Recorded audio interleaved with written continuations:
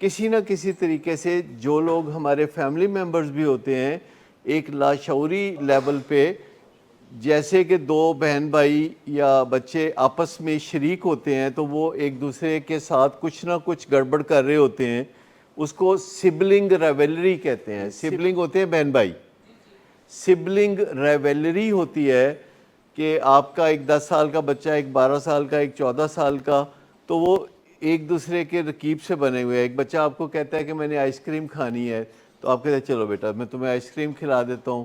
دوسرا بچہ کہتا ہے کہ میں نے بھی کھانی ہے، آپ کہتے ہیں تم بھی آ جاؤ۔ پہلا کہتا ہے میں نہیں کھانی ہوں۔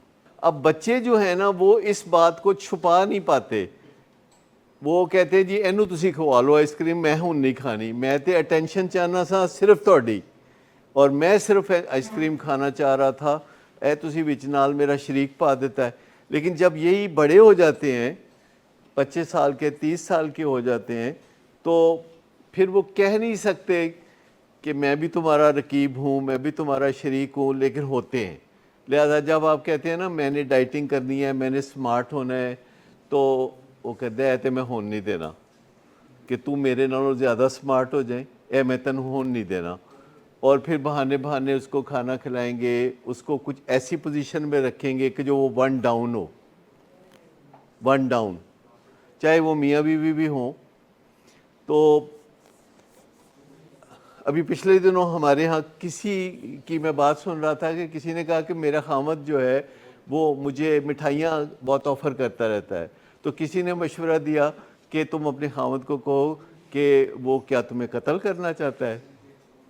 تو خاوند نے جب 2-4 دفعہ کہا کہ مٹھائی لایا ہوں کھا لو، یہ تمہارے لیے لایا ہوں کھا لو، تو انہوں نے کہا تم مجھے قتل کرنا چاہتے ہو، تم مجھے قتل کرنا چاہتے ہو۔ تو اس نے مٹھائی کھلانی بند کر دی۔ کیوں بھلا؟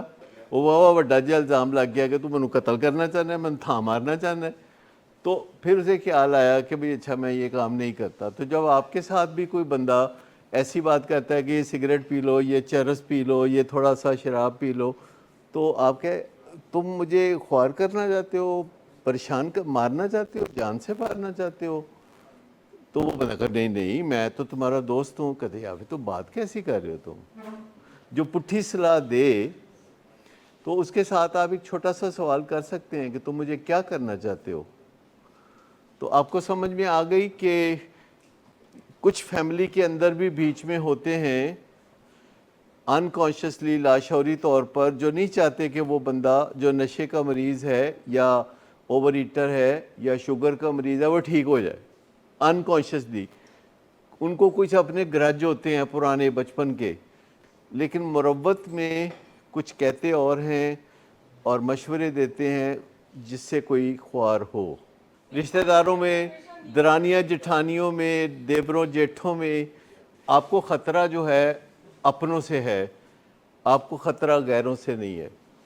ہم نارملی سمجھتے ہیں کہ خطرہ ہمیں غیروں سے ہے، ہم دروازے بند کرتے پھرتے ہیں، ہم دروازے پہ گارڈ رکھتے ہیں، اور ہم اپنی حفاظت جو ہے اجنبی کچے کے علاقے کے ڈاکوؤں سے کر رہے ہوتے ہیں، جبکہ ہمیں خطرہ زیادہ پکے گھروں میں رہنے والے ہمارے اپنوں سے ہوتا ہے۔